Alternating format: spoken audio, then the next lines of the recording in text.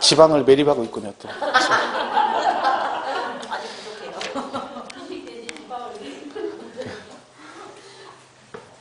느낌에 부족한 것 같아도 그 숨어있는 지방들이 꽤 많습니다. 드러난 것만 하시면 안 돼요. 숨어있는 것들이. 121페이지 8절의 부가징수를 보겠습니다. 자, 거기 보시면 납세지라고 되어 있죠. 그 일본의 도세징수임 그랬습니다. 일본 원칙. 취득세는 취득 물건의 소재지. 자, 얘는 지방세는 물건 중심이라겠죠. 그러니까 물건의 소재지에 관할 특광도에서 그 취득자에게 부과하는 도세이다. 자, 여기서 이제 약간의 오해 소지가 있을 수 있는데, 특광도세, 이렇게 우리가 배우잖아요, 취득세가. 그죠? 근데 얘는 그 중에 무슨 세래요? 도세이다. 이거를 잘못 해석하면, 이거, 특광도세인데 왜 도세래? 그러면 틀렸네? 이러시면 안 되고.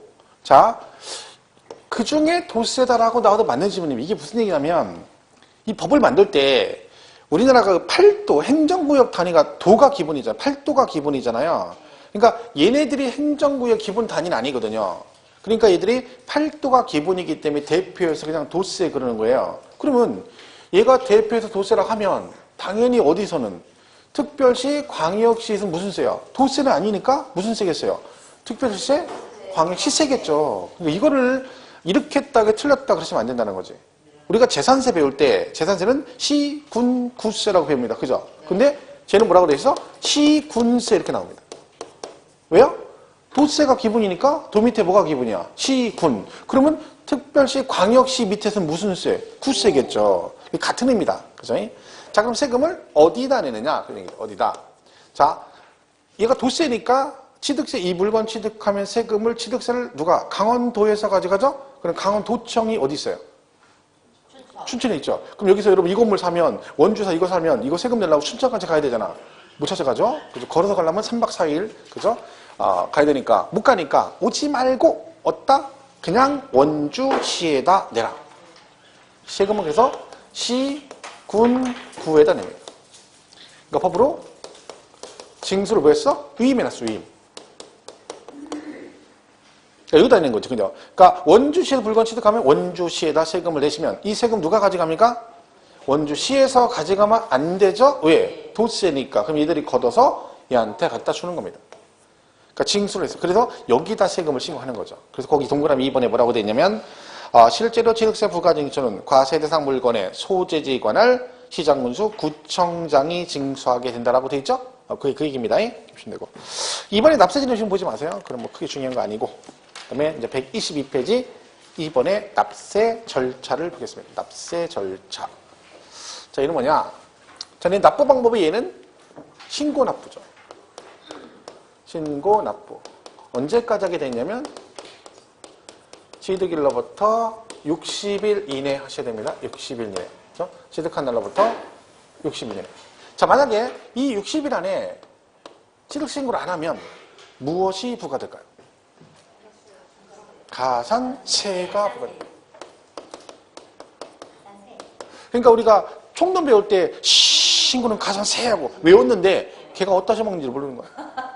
걔가 얘기하잖아요. 신고 납부 안 하면 가산세가 부과됩니다.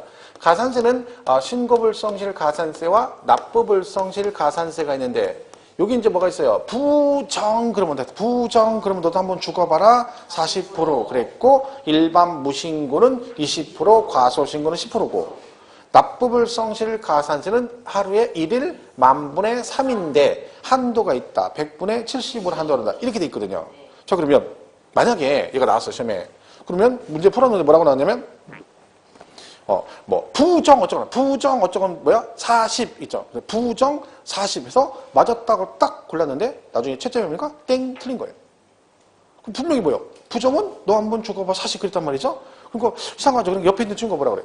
야 이거 부정 40 맞냐? 그랬더니 뭐래요? 희한하다는 거야. 희한하다는 거야. 그 부정 40 맞는데 자기도 40이면 이게 틀렸다는 거야. 책을 찾아보니까 뭐라고 돼 있어? 40으로 돼 있는 거예요. 그러니까 이제 뭐예요? 손바닥 보는 거죠. 저한테 와가지고. 선생님, 이 책에도 40인데 왜 이 문제가 잘못됐습니다. 라고 물어보죠. 왜 그러냐면, 자, 원금에 가산세가 추가되었습니다. 그죠? 그러면 이 원금 플러스 알파 된 가산세 추가된 금액을 징수를 해야 되죠? 얘는 징수 방법이 뭘까요? 가산세가 부과되면 징수 방법이 보통 징수일까요? 신고 납부일까요? 보통 징수. 이건데 얘가 만약에 신고 납부라고 써 있으면 이 숫자가 맞아도 틀린 겁니다. 그러니까 우리가 공부할 때 보통 숫자까지만 가거든요. 근데 여기도 기억하셔야 됩니다. 이 여기까지 가야 완벽하게 가는 거죠. 그러니까 가산세가 부과되면 징수 방법이 뭐다? 보통 징수다. 고지서가 나온다는 얘기잖아요. 결론은. 왜 그러냐면 얘가 가산세가 붙었다는 얘기는 뭘 안 했다는 얘기고 신고 납부를 안 했다는 얘기고 그 말은 기회를 줬는데 이행을 안 한 거잖아요. 그죠? 그럼 이놈이 싹수가 놀았다는 얘기입니다. 그래서 이제는 내가 원금에 가산세 붙여서 뭘 해주겠다. 고지서를 보내주겠다.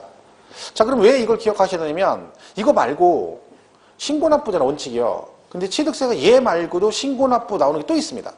근데 그 부분이 시험에 실제 언급이 되거든요.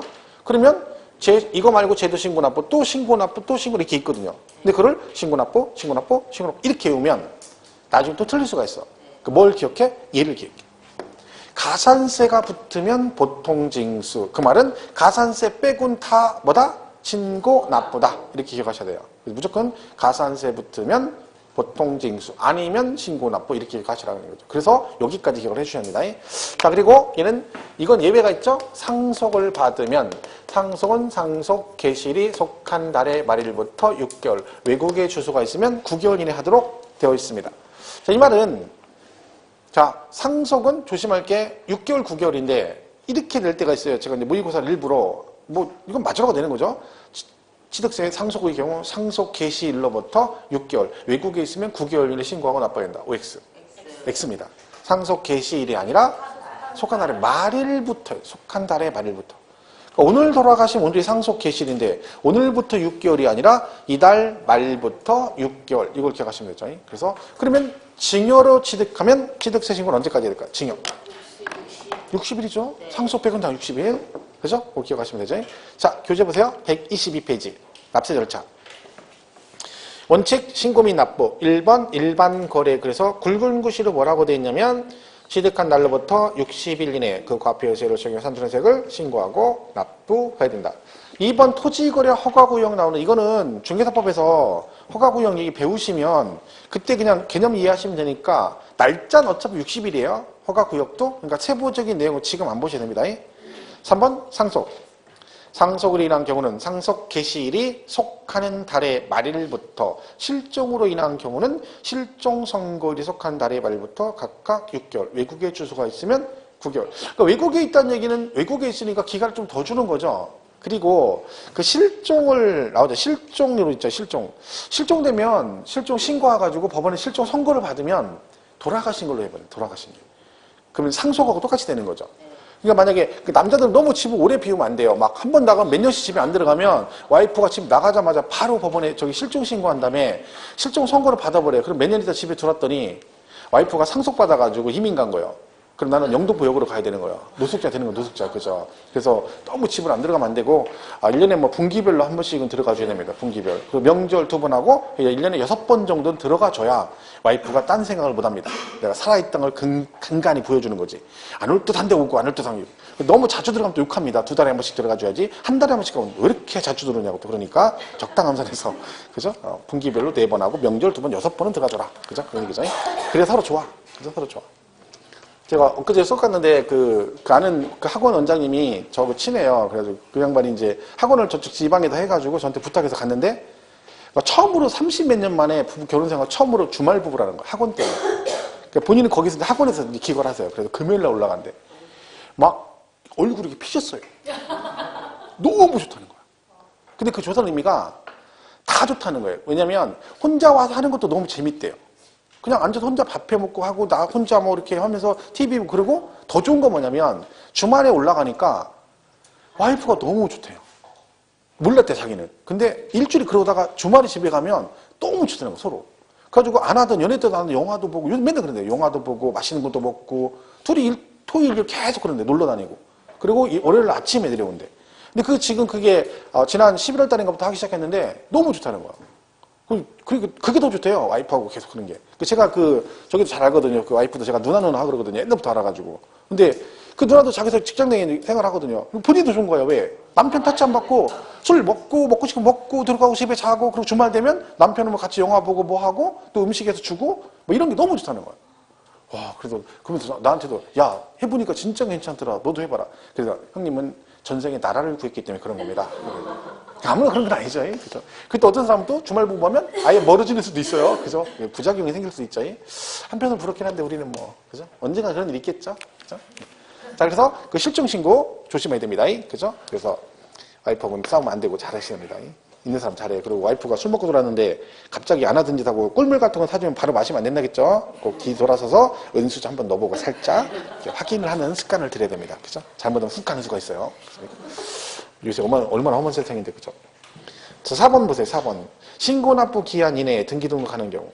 거기 보면, 재산권과 부가격의 권리 취득 이전에 관한 사항을 공부에 등기하거나 등록하려는 경우에는 등기 또는 등록을 하기 전까지 취득세를 신고 납부해야 한다. 이게 무슨 얘기냐면, 자, 지금 금방 60일에 한다고 했잖아요. 얘는 뜬금없이 취득세 신고를 등기 등록 하기 전까지 하래. 그럼 이게 뭐요? 말이 어떤 게 맞다는 거야? 둘 다 맞는 얘기죠. 그럼 이거 구분을 어떻게 되냐면, 자, 만약에 여러분이, 등기를 한다 그래요. 부동산 취득 등기를 해요. 그럼 취득세를 등기하기 전에 냅니까? 하고 나서 냅니까? 하기 전에 내야 돼요. 세금을 내야 등기를 해줘. 그러니까 내가 이걸 사면은 일단 취득세 신고를 원주시에다 갖다 하면 걔네가 거기에 맞춰서 세율 곱해서 납부 영수증을 주면 그걸 갖다 은행에 내고 그리고 서류 갖춰서 등기소 가서 등기를 신청하면 등기소에서는 뭐를 해? 내가 세금을 냈는지 확인하고 안 냈으면 등기 안 해주고 냈으면 등기를 해줍니다. 그럼 결론은 내가 등기를 하려면 등기하기 전에 무조건 뭘 내야 돼? 취득세를 내야 된다는 얘기죠. 자, 그러면 이런 얘기예요. 내가 취득을 했어요. 근데 취득하자마자 등기할 수도 있고 보통 이렇게 하죠. 아니면 10일 있다 등기할 수도 있고 아니면 20일 있다 등기할 수도 있죠. 자, 중요한 건 이때건 뭘 하려면 등기를 하려면 뭘 내라? 취득세를 내라. 늦어도 언제까진 등기 등록하기 전까지는 내야 된다는 얘기죠. 이 말이거든. 그럼 얘는 어떻게 구분하시면 되냐면 그냥 취득세 신고 납부 기한 그러면 60일 그러시면 되고 지문에 뭐라고 나오면 등기 등록하고자 하는 경우를 하고 나오면 60일 그러시면 안 되고 뭐라고요? 등기 등록하기 전까지 이렇게 보시면 돼요. 그래서 구분을 그렇게 하시면 돼요. 안 그러면 이거 나중에 그냥 대충 해놓고 나중에 뭐라고 하냐면 언제는 60일이고 언제는 등기 등록하기 전까지고 이게 뭐냐고 이렇게 물어보시는 꼭 있어요. 나중에. 지금 얘기하고 있잖아. 그죠? 그냥 60일 그러면 돼. 무슨 말이 안 나오면 등기 등록하기 전까지란 말이 안 나오면 원칙대로 60일 걔가 나오면 60일 그러면 안 되고 얘처럼 등기 등록하기 전까지 이렇게 구분하시면 된다. 됐죠? 자, 123페이지는 보지 마시고 넘어가서 125페이지 3번 예외에 자, 거기 제목에 보통징수 나왔죠? 그럼 나오면 딱 뭐가 떠올라야 돼? 가산세 나와야 되는 거죠. 가산세. 그 밑에 뭐 무신고, 과소신고 쭉 있어요. 그거는 굳이 지문을 읽을 필요는 없습니다. 그 지문 읽으면 괜히 머리가 헷갈려요. 그냥 숫자만 기억하면 돼. 아까 했잖아요. 부정, 너 한번 죽어봐 40, 일반 무신고, 이식, 과소 10. 그거 기억하시면 되고. 납부는 1일 반분의 3이다. 근데 한도 있다겠죠? 그래서 그 125페이지 맨 밑에 박스 바로 위에 동그라미 2번에 보면 굵은 글씨로 뭐라고 돼 있어요? 100분의 75에 해당하는 금액을 한도로 한다. 그렇죠? 지방세는 한도가 있다. 이렇게 보시면 됩니다. 자, 됐죠? 넘어가시고. 저까지 보시면 됩니다. 나머지는 지금 안 하고 3, 4일 강의 하겠습니다. 그리고 128페이지 3번 면세점 있죠. 면세점. 자, 면세점은 거기 1번에 뭐라 그랬어요? 금액 얼마? 50만 원 이하면 50만 원 이하면 취득세를 부과하지 않는다. 이게 면세점 얘기입니다. 50만 원 이하면. 그러면 50만 원이면 취득세를 부과한다 안 한다? 한다. 안 한다. 안 한다. 이하니까 50만 원까지는 취득세 부과하지 않는다. 그 얘기죠? 그 이상, 이하, 미만 초과 잘 기억하셔야 돼요. 면세점. 1번, 그렇죠. 그 다음에 동그라미 2번은 이런 거예요. 이렇게 땅이 있는데, 자, 토지가 이렇게 붙어 있어요. 근데 이걸 어떻게 취득하냐면, 이렇게 나눠서 취득한, 나눠서. 뭐, 1월 1일, 2월 1일, 뭐, 5월 1일, 10월 이렇게 샀어요. 왜? 50, 50, 50, 50. 왜요? 면세점, 이렇게 해서 세금 안 내려고 이렇게 살 수 있다는 뜻이죠. 자, 그럼 어떡한다? 이런 식으로 인접한 토지 건축물을 1년 안에 이런 식으로 취득하면 면세점 판단을 각각이 아니라 전체를 한 건의 취득으로 봐서 면세점 여부를 판단한다. 그러면 이때 면세점 적용했죠? 네. 다음 달 옆에 걸 또 사면 이걸 따로 계산하지 않고 1년 아니니까 얘랑 합해서 얘는 얼마? 100만 원으로 판단해. 50만 넘었죠? 네. 이때면 된다 안 된다? 안 된다. 그 얘기입니다. 왜냐면 이거를 허용을 하면 이런 현상이 일어나는 거예요. 땅이 이렇게 있는데 얘가 취득세가 1억이래요. 내면. 그럼 어떻게 하면 돼? 그럼 돼. 50만 원, 50만 원, 50만 원, 50만 원, 50만 원, 오늘 내일 모레 해가지고 계속 이렇게 하는 거죠. 아침에 가서 50만 원 신고하고 점심 먹고 와서 오후에 가서 10만 원 하고 이거 1년 내내 해도 되죠. 왜? 1억 버는 거잖아. 연봉이 1억이에요. 나 같아도 하죠. 오전 일어났어요. 아이고 오늘 또 언주시 가볼까? 해서 50만 원 또 신고. 그 누기 놀다가 커피 마시고 있는 거 멋있게 놀다가 50만 원 신고하고 점심 되면 또 공무원들 점심 우리도 밥 먹으러 가야지 후 갔다가 또 슬슬 오후에 또 와서 뭐래 커피 한 잔 마시고 또 여기서 50만 원 신고하고 거기서 뭐 하고 놀다가 또 퇴근하고 공무원이요 공무원 아침에 출근해서 같이 하죠. 이거 왜 못하겠어요. 그래서 이걸 만든 거야. 그럼 이제 이거 하려면 어떻게 돼? 올해 50만 원 하고 내년에 1월 1일에 50만 원 하고 후년에 50만 원 이건 가능하죠. 네. 명절 보면 못하지. 명절 보면 이거 다 못하고 돌아가셨죠. 그죠? 그래서 그걸 방지하기 위해서 동그라미 2번 있는 거예요. 보세요. 토지 또는 건축물을 취득한 자가 그 취득한 날로부터 1년 이내에 그의 인접한 토지 또는 건축물을 취득한 경우에는 각각 그 전후에 취득에 관한 토지 또는 건축물의 취득을 한 건의 취득 또는 한 구의 건축물 취득으로 간주하여 취득가액이 50만 원 이하인지를 판단해야 된다. 이렇게 돼 있네요. 그죠? 그리고 연부 취득이 우리 뭐라 했어요? 돈을 언제? 1년에 한 번씩 주는 거라겠죠? 이때 얘는 면세점 판단을 연부금 총액을 기준으로 판단합니다. 그러니까 우리가 왜 100억짜리인데 1년에 20억씩 준다 그렇게 설명했잖아요. 그러면 그 20억이 연부 금액이고 100억이 연부금 총액이거든요. 그러면 과세표준은 연부 금액인데 면세점은 뭘 가지고 판단한다? 총액을 기준으로 판단한다. 이것도 나중에 문제 풀 때 헷갈리면 이렇게 나올 수 있죠. 연부취득은 연부 금액을 기준으로 면세점 여부를 판단한다. 그러면 땡 틀린 거죠. 그 구분은 좀 돼야 됩니다. 그 나중에 다 정리할 때 또 따로따로 한꺼번에 정리합니다. 수업할 때. 지금은 이제 기초과정이나 그런 거고 기본과정이라. 4번 부가세 박스에 농특세하고 지방교육세 나오죠. 농특세 10%, 지방교육세 20%. 근데 거기 박스 옆에 보면 막 복잡한 얘기 써 있잖아요. 그 읽으면 된다 안 된다? 안 된다. 읽지 마세요. 걔 쓸데없이 또 읽다가 줄치고 왜냐면 얘가 뭔 얘기인지 몰라가지고 머리 지나가지 막 머리 쳤다 그러지 말고요. 그죠? 중요한 얘기 아니에요. 나중에 제가 이거 한다 했죠. 아까 잠깐 설명했잖아요. 그죠? 지금은 뭐가 중요한 거예요? 농특세 10%, 지방교육세 20% 이게 중요한 거죠. 자, 그다음 130페이지 가면 9절에 비과세를 보세요. 비과세. 그러니까 우리가 배워야 되는 게 여러분 소득세 내면 양도세 내시고 나면 세금을 양도세를 내고 나면 세금 아무것도 안 내나요? 양도세만 내면 되나요? 1억이 나오면? 뭘 낼까요? 양도세 내고 나면 1억 딱 냈어. 그럼 끝인가요? 아니에요. 1,000만 원 지방소득세를 내야 돼요. 지방소득세. 그죠? 근데 어제 어떤 분이 자기가 이제 세금을 양수를 냈는데 갑자기 시에서 돈 얼마 내라고 나왔대요. 그래서 열받아가지고 왜 내가 세금을 내냐 막 그랬다는 거야. 그리고 이제 싸고 나서 이제 내야 된다고 그렇게 돼 있대. 법에 그렇다고 했대요. 그러니까 본인이 좀 억울한 거예요. 왜? 세금 신고를 세무사한테 맡겼는데 세무사는 그런 얘기 안 했대. 왜 세무사는 얘기 안 하죠? 왜요?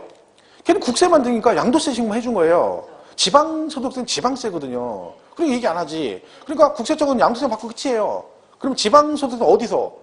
시군구에서 나오거든. 그 나중에 나온 거야. 그러니까 열받은 거죠. 근데 이제 와서 저한테 그러는 거예요. 선생님 이거 내야 되냐? 내야 된다고. 아 이거 원래 내는 거냐? 원래 내는 거예요. 법에 10% 내게 돼 있어. 그때서 이 법에 내는 거예요? 그러는 거예요. 왜요? 그랬더니 이렇게 해서 자기는 열받아가지고 막 세무사한테 전화해가지고 막 왜 그 미리 안 해준다 막 뭐라 했다는 거야. 뭐라고 하시면 안 된다고. 왜? 세무사가 얘기를 해주면 좋지만 안 했다고 해서 지방세인데 얘기 안 해도 근데 보통은 해주는데 그죠? 1억 내시면 여기에 10% 이거 내야 됩니다. 우리가 종합소득세도 마찬가지잖아요. 가끔씩 3.3% 되잖아. 왜? 소득세가 3%고 0.3%가 그거의 10%인 지방소득세거든요. 근데 그건 내야 되는 거예요. 그죠? 모르면 또 열받는 거죠. 일단 소리부터 지르고 그런 거니까. 그죠? 세금은 내는 게 맞다. 그죠? 걔들이 없는 세금 걷어가지는 않습니다. 그죠? 자, 130페이지 9절에 비과세가 나옵니다. 자, 비과세는 6가지가 있는데 첫 번째 뭐라고 돼 있어요? 국가 등 비과세. 국가는 다 비과세입니다. 얘네가 과세권자잖아요. 그죠? 국가 1번 국가 지방자치단체 지자체 조합 그리고 외국 정부민 주한 국제기구는 비과세 줍니다. 단 예외가 하나 있습니다. 외국 정부는 무조건 해주지는 않습니다. 상호주의라고 그래요. 상호주의. 그게 무슨 얘기야? 쉽게 말하면 눈에는 눈, 이에는 이. 너 얘 눈 다치겠어? 그럼 네 눈. 이런 얘기죠. 옛날에 함무라비 법전에 나오는 그죠? 자, 그러니까 외국 정부가 우리나라 정부 재산에 과세하면 우리도 같이 과세하는 거지. 같이 하는 얘는 과세인데 우리는 비과세 그런 건 없다는 거죠. 비과세는 비과세, 과세는 과세 같이 간다는 얘기죠. 그게 외국 정부 얘기고. 양가로 2번은 국가 지방자치단체 또는 지자체 조합의 기속 또는 기부 체납 조건으로 취득한대요. 그럼 결국은 얘가 국가한테 기부하겠다는 얘기죠. 그러니까 뭐였죠? 비과세. 그죠? 그다음 2번은 신탁재산이 나와요. 이렇게 해서 얘가 신탁을 했어요. 그 얘를 뭐라고 하냐면 위탁자 그러고요. 얘를 뭐라 그래? 수탁자 그럽니다. 자, 얘는 신탁은 명의신탁하고는 좀 다릅니다. 명의신탁은 몰래 하는 거기 때문에 걔는 세금을 내야 되는 거고 요거는 신탁법에 따라 얘가 본인의 부동산을 얘한테 관리해달라고 등기만 넘기는 겁니다. 그러면 얘가 A하고 B라는 부동산이 있는데 이거를 이 을한테 뭐래? 야, 네가 이걸 좀 관리해줘라고 맡겼어요. 그럼 을은 등기를 넘겨받은 거죠. 등기를. 그죠? 그럼 원래는 취득세를 내야 되는데 얘는 뭐한다? 비과세 줍니다. 왜? 이 법에 따라 얘가 몰래 명의신탁한 게 아니라 이 신탁법에 따라 관리 목적으로 등기만 형식적으로 넘겨받은 거니까 얘는 뭘 해주겠다? 비과세를 해주겠다는 뜻입니다. 그러니까 질문을 잘 보셔야 돼요. 명의신탁은 세금 내야 돼. 왜? 몰래 하는 거니까 내야 되잖아. 그죠? 얘는 신탁법의 신탁이죠. 자, 얘가 사정이 생겨서 병한테 관리를 넘겼어요. 그럼 얘를 뭐라고 하냐면 새로운 수탁자 그럽니다. 신수탁자. 그 입장이 둘이 똑같죠? 얘도 관리 목적이잖아. 그럼 얘도 등기 넘겨받으면 얘도 뭐죠? 비과세. 자, 신탁이 해지가 되거나 계약 기간이 끝나면 어떻게 해야 돼? 원주인한테 돌려줘야 되죠. 그럼 갑은 다시 등기를 넘겨받네요. 그럼 얘는 세금 낸다 안 낸다? 얘도 안 낸다. 왜? 그럼 자기 거 찾아오는 거잖아. 자, 이게 비과세입니다. 자, 근데 이렇게 갈 수 있죠. 정한테. 그죠? 얘가 뭐요? 얘는 수익자 그래요. 얘는 내야 돼요. 왜? 당사자가 아니잖아. 그럼 얘는 취득세 내는 거죠. 자, 그래서 신탁재산은 이것만 기억하면 돼요. 탁탁탁. 탁탁탁이에요.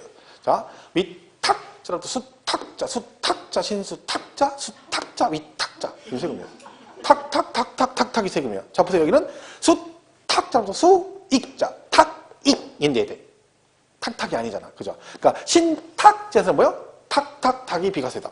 그래서 130페이지 2번에 동그라미 1번 위탁자, 수탁자 2번 수탁자, 위탁자 3번 수탁자, 신수탁자잖아. 그죠? 탁탁탁탁탁탁 비과세. 신탁재산은 탁탁이 비과세다. 이렇게 일단 기억하시면 됩니다. 그럼 얘는 틀릴 거 없겠죠? 일단 탁탁만 기억하시면 되고. 그치? 자, 오른쪽 3번은 법률에 의한 환매권 행사라고 돼 있죠. 여러분 환매가 뭐냐면 도로 사오는 거예요.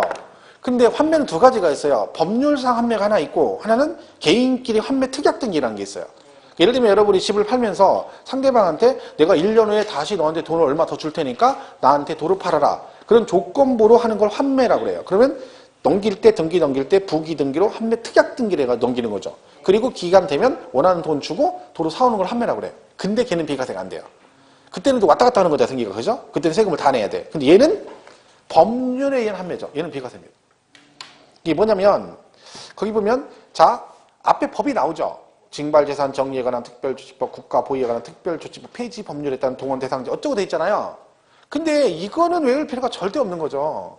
어떤 사람이 쓸데없이 뭘 외워요? 징발재산에 관한 정리에 관한 특별조치, 국가보유에 관한 뭐 어쩌고 이거 왜 외워? 이거 지가 알아서 나와요.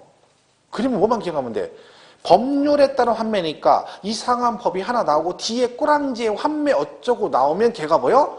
법률에서 환매겠죠. 그럼 뭘 받아? 비과세 그런 거지. 법 이름은 대충만 알면 되지 그걸 구체적으로 알 필요 없어요. 왜? 그거를 막 세부적으로 막 글자를 바꿔서 틀리게 이런 식의 문제는 안 내거든요. 그럼 못 들어요. 그건 선생님들이나 우리 같은 사람이 그냥 외우는 거 왜? 있어 보이라고 외우는 거야. 그냥 괜히. 그냥 찍 하는 것보다는 법이나 하나 쭉 앞에 대고 그냥 이렇게 하면 좀 있어 보이잖아. 그래서 외우는 거지. 이 필요 없는 거예요. 그죠? 그러니까 이거는 이제 옛날 50대 같은 때 뭐 강제징수 같은 거 되잖아요. 옛날 뭐 대표적으로 옛날에 무슨 뭐야 그 뭐지? 그 우리나라 부산에 그 국제그룹이라고 있었거든요. 국제그룹. 그게 굉장히 큰, 나름대로 큰 회사였는데 전두환한테 찍혀가지고 전두환이가 이제 국보위 딱 할 때, 위원할 때 그냥 장정무 회장 전화해가지고 뭐 예를 들면, 야, 나 정치연금 한 2억만 달라 이러니까 장정무 야, 내가 너한테 왜 줘? 너 군인이고, 너 대통령도 아닌데 왜 줘? 그러고 아는 거죠. 그리고 걔가 이제 대통령이 됐잖아요. 시킨 거지. 공중물에 시켜버렸어요. 완전히. 그 회사 자체를 아예 다 찢어가지고 다 줘버렸죠.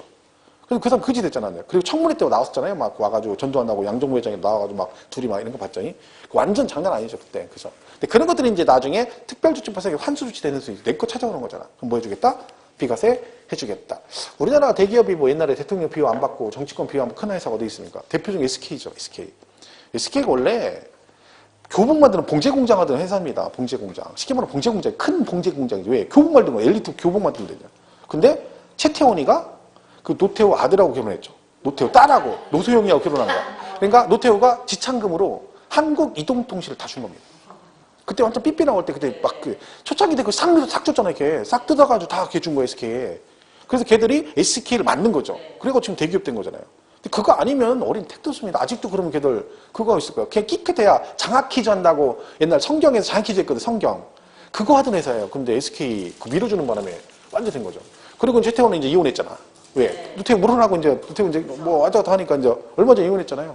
같이 살겠나 안 하지. 또 그러면 또 따로 또 다른 여자 있어가 또 애도 나고 그랬죠. 최태원이. 다 그런 거지 뭐 세상이 그죠? 정치 다 하고 그죠? 삼성도 마찬가지죠. 옛날에 박정희 대통령이 잘 보여가지고 뭐 그죠? 미원 이런 거 막 다 그런 거 다 밀어줘가지고 막 크고 이런 거죠. 다 그런 거 아니면 우리나라 그죠 잘 그죠? 자, 그 시험에 안 나오는 거고 일단 법률의 한매권 행사를 시작해봤죠. 법률 나오고 한매 나오면 얘가 법률상이다. 자, 4번, 5번은 자주 나오는데 4번 임시건축물이라고 돼 있잖아요. 그러니까 이건 가설건축물 말하는 거죠. 예를 들면 대표적인 게 모델하우스라든가 아니면 우리 어렸을 때 뭐 동춘 서커스단 이런 거 가서 막 3개월씩 하다가 애들은 가라 이런 거 많이 했거든요. 그 임시건축물이죠. 자, 얘네들은 임시로 지은 거니까 비가 해줍니다. 단 조건 2개를 꼭 기억하셔야 돼요. 가로 안에 누구는 안 된다. 사치성 재산은 비가 안 됩니다. 너는 사치성이니까. 그리고 존속기간이 1년을 초과하지 않아야 됩니다. 그러니까 존속기간이 1년이 초과되면 취득세 내시고 재산세도 내셔야 돼요. 그러니까 모델하우스를 만들어서 1년 넘어가면 취득세 내셔야 되고 재산세도 나옵니다. 그러니까 전제 조건이 뭐다? 사치성은 안 되고 존속기간이 1년을 초과하지 않아야 된다. 얘는 그 2개를 같이 기억해 제목만 임시건축물은 비과세다. 이렇게만 기억하면 얘는 모르는 거랑 똑같은 거예요. 왜? 그 2개를 모르면 안 되죠. 5번도 마찬가지예요. 공동주택 개수라고 돼 있죠. 주택법에 따른 공동주택 개수. 그러니까 우리가 개수가 대수선 같은 거 하는 거죠. 근데 대수선은 제외라고 돼 있죠. 수선하는 거예요. 이로 인한 취득 중 시가 표준의 9억 이하인 주택과 관련된 개수로 인한 취득. 그러니까 개수를 했다는 거죠. 근데 걔가 9억 이하인데 대표적으로 9억 이하인 아파트에 엘리베이터를 교체하는 거예요. 승강기가 오래돼가지고 그죠? 문 닫을 때마다 한 바퀴 쉬었다가 텅 하고 닫히고 내려갈 때도 막 소리 나고 그래요. 그죠? 스릴이 있죠. 언제 추락할지 모르잖아. 그죠? 이런 것들을 뭐래? 교체하면, 승강기를 교체하면 취득세를 내야 되거든요. 그런데 얘는 뭐 해주겠다? 비과세 해주겠다. 대신 조건이 뭐다? 9억 이하고. 그리고 가로 안에 뭐라고 돼 있어요? 건축법상 대수선은 제외. 그러니까 이거는 이제 시험에 나왔었죠. 이것도 당연히. 그러니까 그 공법의 건축법의 대수선 있거든요. 아직 안 보셨죠? 배웠어요? 여기 양심적이죠. 보통은 기억 안 나면 안 배웠다고 얘기하거든요. 보통은 배웠는데 기억 안 나면 안 배웠다고 그러는데 대수선이 수선 있고 대수선 있죠. 별 얘기 아니죠. 수선은 기둥 하나만 살짝 하면 수선인데 막 동시에 기둥 3개를 막 동시에 하면 큰 수선이잖아. 그러니까 쌍꺼풀은 수선이고 이걸 돌리면 대수선이 되는 거죠. 그 대수선은 안 된다 그런 얘기다. 깊습니다. 양악수라는 거죠. 양악수를 그죠. 막 깎는 거죠. 뼈 깎고 막 이러는 거죠. 쌍수는 시술이라며, 그죠? 그리고 우리 처형 그 밑에 조카가 있거든. 걔가 여자인데 이번에 고등학교 졸업했어요. 졸업과 동시에 이거 하더만, 그죠? 미리 준비를 하고 있다가 졸업하니까 바로 했어요. 얼마 전에 했다고 뭐 해가지고. 쌍꺼풀 수술해. 또 자연 그대로 살아. 뭘 수술해? 원판 불변의 법칙이지. 그 수술도 원판이 좀 돼야 이렇게 확 변화가 있는 거지. 원판이 그런 그 인종인간 완전 바꾸면 너무 심하죠. 자연 그대로 살아 그냥. 뭘 그래. 나중에 괜히 뭐 얼굴 보기 이상하고 어색하고 얼마나 안 좋아. 너무 많이 하면 얼굴 너무 어색하잖아요. 자연스럽게 좋은 거지. 남자들은 우리 손 하나 안 댔는데 얼굴 이 정도니까 진짜 잘생긴 거라 했잖아. 여자들 손 댔는데도 뭐 그냥 별 표시도 안 나고. 그쵸? 6번 상속 나오죠? 요거는 시험에 거의 뭐 나올 일이 없다고 볼 수 있는 게 뭐냐면 차량이잖아, 차량. 이게 무슨 얘기냐면 아버지가 차를 갖고 있었는데 얘가요, 뭐 차량이 폐차 수준이거나, 뭐죠? 사용할 수 없는 상태인데 아직 뭐가 안 됐어? 말소 등기가 안 돼 있는 거예요. 그 상태에서 아버지가 돌아가셔서 상속이 되면 걔가 상속 재산에 포함이 될 거 아니에요. 네. 근데 과거에는 얘를 세금을 냈거든요. 포함시켜서. 근데 이건 말이 안 되잖아. 그래서 얘는 뭐 해주겠다? 비과세 해주겠다. 왜? 이미 상속 전에 차량 자체가 사용할 수 상태가 됐기 때문에 그 차량을 상속받았을 땐 취득세 부과를 안 하겠다 이런 뜻입니다. 근데 이거는 차량 얘기니까 우리하고는 관계없는 거죠. 그래서 어쨌든 일단 요 중에서 비과세가 은근 잘 나오는데 제일 많이 나온 건 4번, 5번이에요. 일단은요. 다른 것도 봐야 되지만 특히나 4번, 5번은 그 조건 2개씩 있는 거 있죠. 거기까지 정확하게 기억 못하면 얘는 못 풉니다. 그래서 그렇게 내용을 정리를 해주시면 되겠습니다. 자, 이렇게 해서 취득세는 이렇게 정리하시면 될 것 같아요. 그리고 그 다음에 이제 등록세 나오죠? 그죠?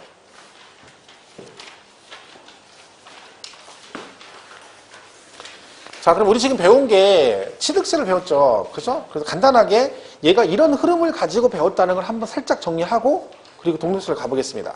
이렇게 돼 있거든요. 취득세는, 우리가 배운 취득세는 부동산 등을 뭘 하면, 취득을 하면 세금을 내요. 이때 부동산 등은 뭘 말하냐면 과세 대상을 말합니다. 토지, 건축물, 차량, 기계, 장비, 선박, 항공기, 광학권, 어권, 임목, 골콘, 승지용, 이걸 말하죠. 얘네들을 뭘 하면? 취득하면. 이때 취득은 뭐가 있다? 승계 취득이 있고 원시 취득이 있고 간주 취득이 있습니다. 다 취득을 본다는 얘기죠. 유상승계건 무상승계건. 원시는 토지 매립간척, 뭐 건축물, 건축, 차량, 기계, 장비, 선박, 항공기, 제조조리, 건조, 광업권, 어권, 출원 이런 것들이죠. 그거 다 과세하겠다는 얘기고 이거 나오면 우리가 이제 차량, 기계, 장비, 선박, 항공이 나오면 원시는 과세하지 않는다. 다른 말로 승계 취득이 하나요. 뭐 이런 거 배웠고요. 그다음에 간주는 종류 기억하시면 됩니다. 토지 지목 변경, 건축물 개수, 차량 기계 등의 선박 종류 변경, 가액 증가, 그리고 과점 주주의 주식 취득. 이걸 취득하면 누가 세금을 낸다? 사실상 취득자. 얘가 납세 의무자죠. 얘는 뭐요? 등기 등록을 하지 아니한 경우에도 실질적 취득을 했으면 너도 납세 의무가 있다. 그리고 주체 구조부 취득자 나오면 무조건 얘가 나오면 얘가 납세 의무가 있다 그러면 맞고 아니다 그러면 틀렸다 그러라 했죠? 상속받으면 피상속인 돌아가셨으니까 안 되고 누가 내야 돼? 상속인이 내는 거고. 주택조합이나 재건축조합이 조합원 용으로 취득하면 그게 조합원 거니까 누가 내라? 조합원이 낸다. 이런 거 배웠고 뭐 수입하면 수입하는 자, 시설 대여하면 대여업자. 그리고 배우자 직계 존비속 나오면 항상 뭐다? 징역으로 본다. 근데 추정의 뜻이 있다는 걸 꼭 기억을 하셔라. 그죠? 이게 된 거고. 그리고 여기다가 이제 과세 표준 해가지고 여기다 뭘 곱해요? 세율을 곱해서 세액을 산정한다. 과표는 신고가액 원칙이고 예외가 시가 표준액 그리고 사실상 취득가액. 실제 취득 금액을 하는 건 6가지 있죠? 국수, 공판장, 검증. 얘는 이 6개를 제외한 나머지는 항상 누구랑 비교해서 시가 표준액과 비교해서 둘 중 큰 금액으로 간다. 그러니까 국수공판장 검증만 기억하면 되죠. 판결문 남 화해 인납 포기 자백 간주 제외 기억하시고 연부취득은 연부금액을 과표하고 시가표준액은 신고를 안 하시거나 신고가의 표시가 없거나 신고가액이 시가표준액보다 적으면 시가표준액으로 간다 이렇게 배웠죠. 뭐 기본만 잘 보시면 됩니다. 그죠? 그리고 세율은 금방 했죠? 표준세율과 중과세율과 특례세율이 있다. 얘는 과거 취득세와 등록세가 통폐합된 거고 얘는 항상 몇 프로? 2%였다 그랬죠. 그리고 얘는 100분의 50범에서 가감할 수 있는데 중과세율은 안 되고 표준세율만 되고 동일한 과세 물건에 둘 이상 세율이 적용되면 높은 세율 낮은 세율? 높은 세율로 간다. 세율은 매매 등은 1000분의 40, 농지 매매는 1000분의 30, 상속받으면 1000분의 28, 농지 상속은 1000분의 23, 증여받으면 1000분의 35, 비영리 사업자 1000분의 28, 원시 취득 1000분의 28, 각종 분할 1000분의 23, 주택 유상 거래는 1%, 2%, 3%, 6억이야, 6억 초과 9억이야, 9억 초과 이렇게 돼 있죠. 그리고 중과세는 5개인데 사치성 재산 그러면 별꼴 5선주, 표준세율에 중과 기준세율의 100분의 400을 합한 세율로 간다. 과밀 2개 나오면 100분의 200을 합한다. 대도시 2개 나오면 표준세율의 100분의 300에서 중과 기준세율의 100분의 200. 그래서 뺀 세율로 간다. 그래서 특례는 2개 있는데 표준세율에서 중과 기준세율 뺀 세율. 하나는 중과 기준세율. 거기 대표 주자가 간주 취득이다. 이렇게. 부가징수는 이제 그죠? 세금은 특강 도세인데 도세 대표소 도세 그러고 징수는 시군구에 의임했다. 그죠? 이렇게 보면 되죠. 얘는 납부 방법이 신고 납부입니다. 신고하고 납부된다. 언제까지 해야 돼요? 취득일로부터 며칠? 60일. 이때 안 하면 가산세 부과되고 가산세가 부과되면 징수 방법 뭐다? 보통 징수다. 그거 잘 기억하세요. 그럼 걔는 가산세 빼곤 다 신고 납부다. 상속은 예외적으로 상속 개시일이 속한 달의 말일부터 6개월, 외국에 있으면 9개월로 간다는 거. 만약에 얘가 등기 등록하고자 하는 경우라고 나오면 등기 등록하기 전까지 그러시면 된다. 그죠? 되고. 면세점은 취득하기 50만 원 이하면 면세점. 그죠? 1년 안에 인접한 토지 건축물 취득하면 전체를 한 건의 취득으로 봐서 면세점 판단하고, 연부취득은 연부금 총액을 기준으로 판단한다. 부가세는 농특세 10%, 지방교육세 20% 내면 되고요. 비과세는 국가 등은 다 비과세입니다. 그죠? 근데 외국 정부는 상호주의를 적용하고, 그죠? 그러면 기부 취납 조건을 취득하는 것도 비과세 해주고, 그리고 신탁재산 탁탁탁은 비과세다. 환매는 법률상 환매가 비과세고, 임시건축물은 사치성 재산 안 되고 존속기간 1년을 초과하지 않아야 된다. 공동주택 개수는 9억 이하에 되고 건축법상 대수선은 안 되고, 그 다음에 차량 상속 있죠? 뭐 그렇게 해서 정리하시면 됩니다. 자, 여기까지 하시고 그 다음에 등록세를 보겠습니다. 자, 등록세는 146페이지에 나오죠? 얘는 문제 한 문제 나옵니다. 딸랑 하나. 얘는 그러니까 수업만 들으시면 되고 뭐 따로 무리하게 공부를 한다든가 시간 내서 이런 불상사가 있으면 안 된다. 자, 그래서 거기 앞에 146페이지 개요 특징은 놔두시고 오른쪽 2번에 보면 특징이 나와요. 등록면허세 특징. 그죠? 그럼 동그라미 2번에 뭐라고 돼 있어요? 굵은 글씨로. 등록면허세는 특별시 및 광역시, 도에서 부과하는 지방세이며 보통세이다. 자, 여기서 중요한 건 뭐다? 특별시, 광역시, 가로치고 뭐라고 돼 있어요? 자치구세. 이 말은 얘는 도세 및 구세다. 이런 뜻입니다. 그러니까 도 단위에선 도재정으로 가는데 어디서는 광역시와 특별시는 특별시, 광역시세가 아니라 구재정으로 간다. 그 얘기입니다. 이 결론은 취득세는 특광도세, 등록세는 도세 및 구세, 재산세는 시군구세 이렇게 되는 거죠. 뭔 말인지 이해가시죠? 그거 잘 기억하셔야 돼요. 그리고 뭐 3번 이런 거 볼 거 없어요. 유통수행세 중요한 거 아니고요. 그 다음에 동그라미 3번, 5번에 얘 뭐라고 돼 있어요? 신고 납부. 얘도 신고 납부죠. 네. 언제까지 해야 돼? 6번 등기 등록하기 전까지. 왜냐면 얘도 어차피 등기하려면 등록세를 먼저 내야 등기를 해주니까 언제까지 해야 되는 거야? 등기 등록하기 전까지라고 돼 있는 겁니다. 그치? 그 7번에 뭐 형식주의 조세다. 그래서 형식주의. 얘는 뭐냐면 등록세는 실질이 아니에요. 그러니까 누가 이걸 사고 뭐 이게 아니라 무조건 뭐만 따져? 누구 앞으로 등기할 거니 이것만 따지는 거예요. 그럼 네 앞으로 그럼 네가 세금 내. 이게 끝이에요. 그럼 우리가 뭐라 그래? 형식주의라고 그래. 형식주의. 그죠? 8번은 등록세는 두 번 밑에 뭐라고 했어요? 수수료적 성격의 조세다. 그렇죠? 수수료. 자, 여러분 수수료가 뭡니까? 뭔가 일을 해준 대가로 받는 걸 뭐라 그래? 수수료 그래요. 그 얘는 뭐가 있냐면 이것 때문에 나중에 어떤 얘기가 나오냐면 이런 게 있어요. 자, 내가 등록세를 냈어요. 그리고 등기를 했어. 근데 그 등기가 나중에 무효나 말소가 될 수도 있죠. 그럼 내가 무효 말소, 등록세 냈는데 무효가 됐어. 그럼 가서, 야, 지난번에 돈 내고 등기한 거 있잖아. 지금 무효됐으니까 나 등록세 낸 거 돌려줘. 이러면 돌려준다? 안 돌려준다? 안 돌려준다. 왜? 내가 왜 받았어? 등기를 신청해서 등기해주고 그 대가로 받은 거야. 그러니까 이걸로 너랑 나랑은 셈이 끝난 거야. 나중에 무효가 되든 말소가 되든 나하고 관계없다. 환급해준다, 안 해준다? 안 해준다. 이거 똑같은 거예요. 내가 노가다를 갔더니 이만큼 눈을 쓰르래. 그래서 내가 열심히 쓸었어요. 이걸 다 쓸면 일당 5만 원 주겠대. 다 쓸었더니 감독관이 오더니 뭐라 그래? 깨끗이 잘 쓸었네. 5만 원 받았어. 집에 와서 이제 그거 먹고 싶고 가서 돼지고기 좀 먹으려고 딱 나가는 전화 왔어. 뭐라고? 야, 너 가고 나서 여기 눈 또 왔다? 아까 5만 원 낸 거 돌려줘라? 돌려줘, 안 돌려줘? 안 돌려줍니다. 왜? 나랑 걔랑은 아까 그거 확인할 때 돈 받을 때 끝난 거지. 같은 개념이에요. 그러니까 요거는 조심할 게 환급 없다. 이건 되게 중요한 조건이 뒤에 가면 나와요. 자, 그리고 여기서 이제 제일 중요한 9번. 얘는 꼭 기억하셔야 돼요. 그러니까 제가 등록세 할 때 세 가지는 무조건 기본으로 기억하래요. 아무리 공부를 안 해도. 그 중에 하나가 환급 없다. 또 하나가 9번이에요. 등록세액이 6,000원 미만이면 6,000원을 징수하는 최저세액제를 지원한다. 얘는 6,000원 미만이면 얼마를 내야 돼? 안 걷는 게 아니라 6,000원을 내야 돼요. 그러니까 면세점은 50만 원 이하면 취득세 부과를 안 합니다. 그죠? 근데 얘는 6,000원 미만이면 징수하지 않는다가 아니라 오히려 얼마를 내야 돼? 6,000원을 내야 된다. 이걸 잘 조심해야 되죠. 이거 시험에 여러 번 나왔던 거예요. 이 9번은 잘 기억하셔야 됩니다. 자, 그럼 넘어서 148페이지 대상. 자, 얘는 과세 대상 나와있지 표로? 알 필요 없습니다. 얘는 안 물어봐요. 왜? 등록세 대상을 물어볼 수가 없어요. 그죠? 얘는 신경 쓸 거 없어요. 자, 오른쪽 3절에 납세 의무자. 1번 뭐라고 됐어요? 등록을 하는 자. 그러니까 등록세는 무조건 누가 내는 거예요? 등록하는 명의자가 무조건 냅니다. 누구 명의로 할 것이냐. 그 명의자가 세금을 내라. 그죠? 그러니까 실질을 안 따진다는 얘기죠. 그럼 결론 이런 얘기죠. 등록 면허세 납세 의무자는 또다 등기 등록을 하는 자.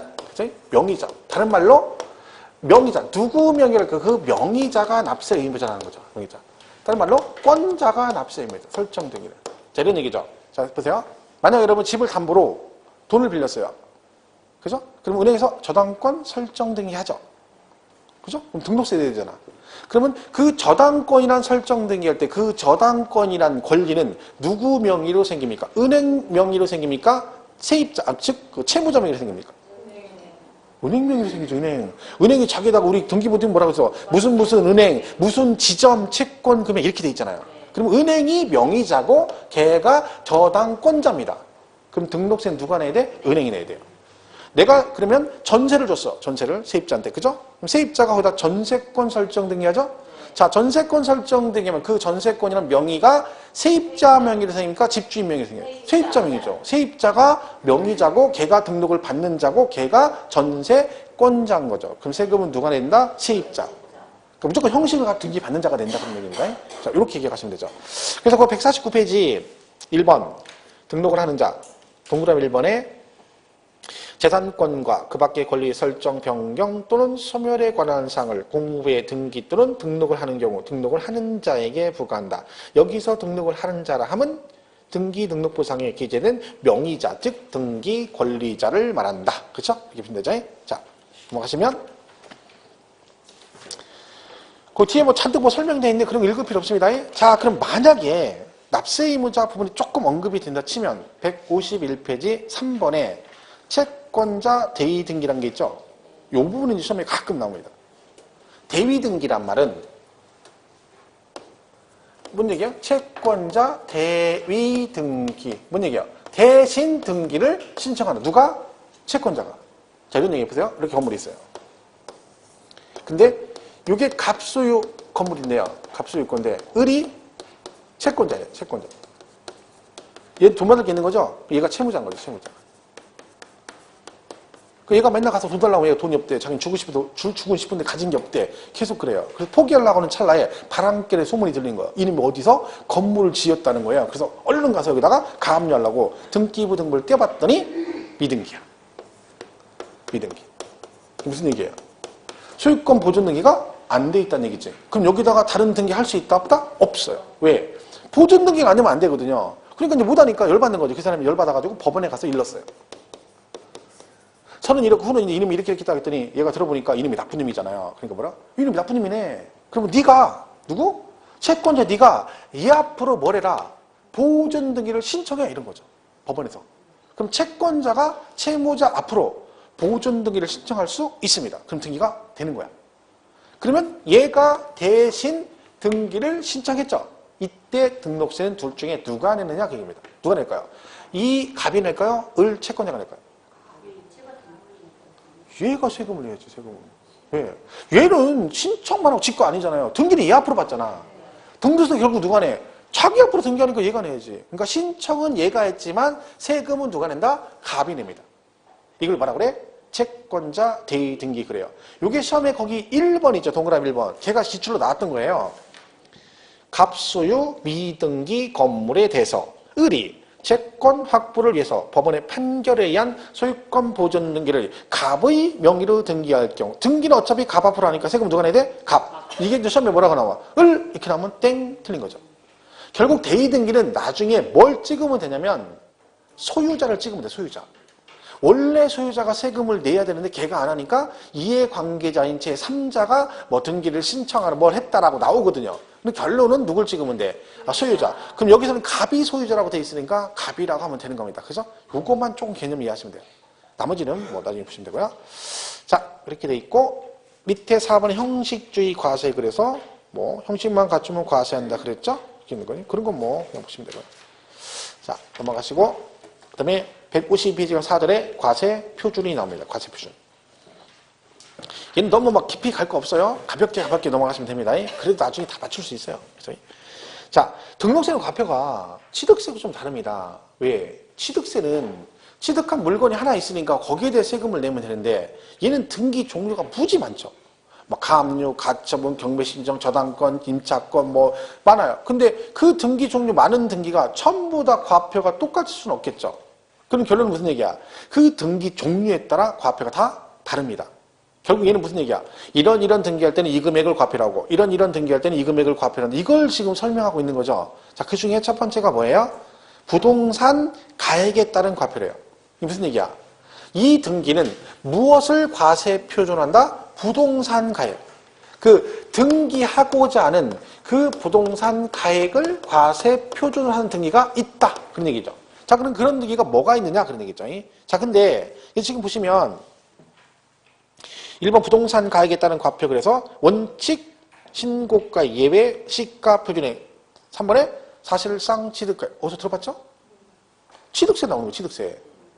그죠? 자, 등록세도 신고 납부기 때문에 이 부동산 가액을 과표라는 경우는 이런 식으로 여러분이 신고를 해야 되고 이런 거예요. 만약에 얘가 등록세 나오잖아요. 그럼 문제는 어떻게 풀면 돼? 누구랑 똑같이 풀면 돼?